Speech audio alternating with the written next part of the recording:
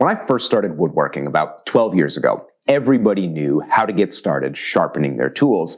You'd get an inexpensive little honing guide like this one, and then you'd buy a few packs of this wet or dry automotive sandpaper, this black stuff, and you'd fix it down to something flat, like a piece of scrap glass like this, and then you put your blade in your honing jig, you work it back and forth on the paper with a few drops of water for lubrication, and boom, you got a sharp blade. Some people call this the scary sharp method, which I've always found sort of silly, but the first time I did it, I was really impressed. I took my blade out of the holder and I was like, wow, that is a beautifully polished and very sharp edge. This is idiot proof. Clearly, this is the way to sharpen tools. Of course, the romance faded pretty quickly.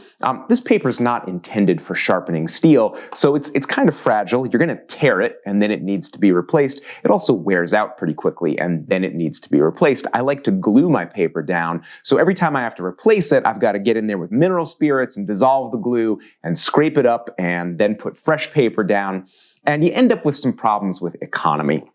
So one of these packs of paper costs about $6.50, and you only get 5 sheets in a pack, and you're probably going to need 4 different grits. So you're going to spend $24 or $25 to get all the grits you need. And any idiot can look at that and say, well, that's not a long-term solution. You're very quickly going to end up spending more money with the sandpaper method.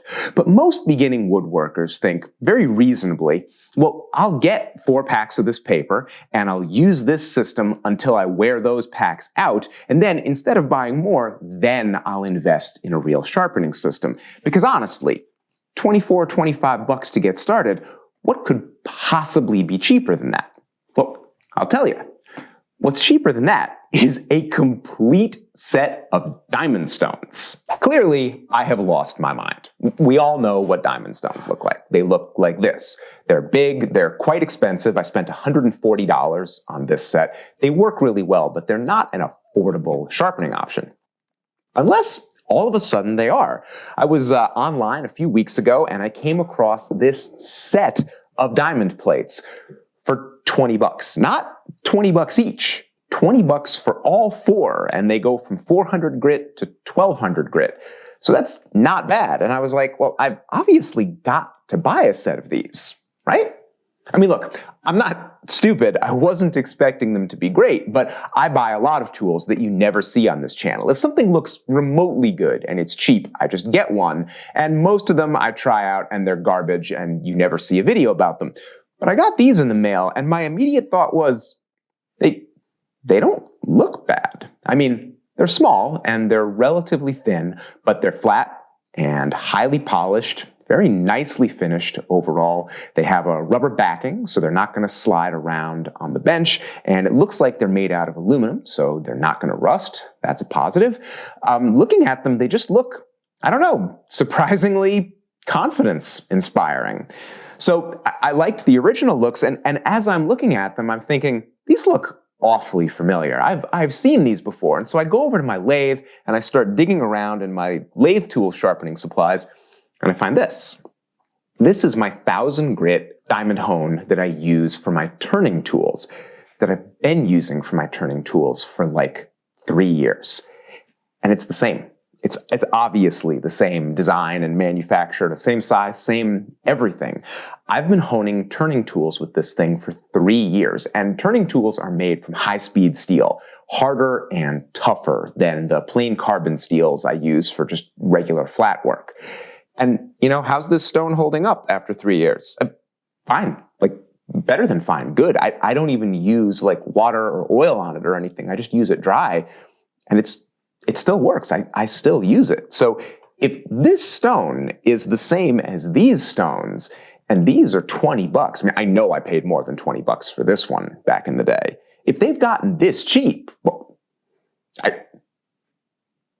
guess I better make a sharpening setup. We'll start with a sheet of melamine. This is particle board with a plastic coating. This stuff is low friction, waterproof, and it stays flat. A lot of cheap furniture is made from melamine, so I always pull a few pieces out of the trash when I see it. Once I've got my diamond plates spaced out, I'll cut my platform. This is the same cheap, hard point saw that I've been using for years. It's still perfect for these rough jobs, and I don't have to dull my nice saws. Planing melamine is no problem. although it will dull your blades a bit faster. Those corners are going to be rough and fragile, so be sure to round them off with a file. I want my stones to be evenly spaced, and I'm going to leave space on the end for a strop. Tracing the stones in pencil is useful because I'm going to glue them down, and I want to make sure that I only put the glue where the stones are going to go. Now, melamine is a low-friction material, which means it's not easy to glue stuff to it. That's no problem. I'm just going to roughen up the surface with a little sandpaper. You don't need to sand all the way through, just give the surface a little tooth. For a job like this, where we're bonding plastic to the rubber on the back of the diamond plates, contact cement is the best adhesive. It's also super flammable and really toxic, so use it outside if you can. I'm wearing a respirator. Contact cement is probably different than other adhesives you've used. It's really good at sticking to itself, and it only sticks after it's dry. I know, that sounds insane. Bear with me. You paint it on both surfaces and let it dry completely, which takes about 20 minutes. See? Totally dry.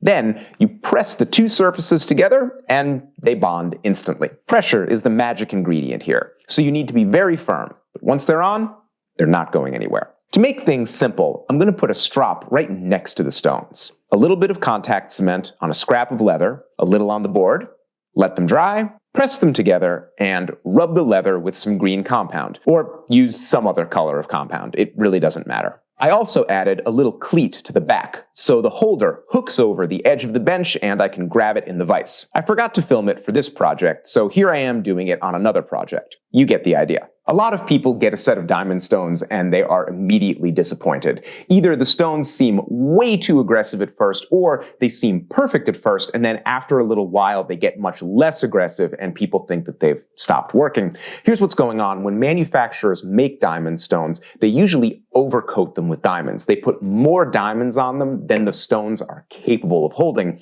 They do this because they know some of the diamonds are going to shed while they're being used, so manufacturers kind of overdo it on purpose, so you end up with the best surface. This means you have extra diamonds on there that aren't very well stuck on, and you need to work those off using a really simple break-in process. It's very easy. I've got a big, sort of dull chisel, and I'm just going to sharpen it, being more aggressive than usual and working over the whole surface of each stone. I'm also using lots of water to float off the particles, and I can see the diamonds coming right off into the water. It's really obvious. Spend a few minutes on each stone, wipe them dry, and you should be all set. Your stones should be broken in and you'll get predictable performance. As long as you're breaking in the stones, you can use this as an opportunity to fix up a dull old tool. The break-in process should leave any edge sharp. Strop it and you'll have a nice tool. Just to show how well these cheap stones sharpen, I'm going to test this blade on a piece of maple. This is dense, hard wood, and the chisel won't glide through it like it will through pine, but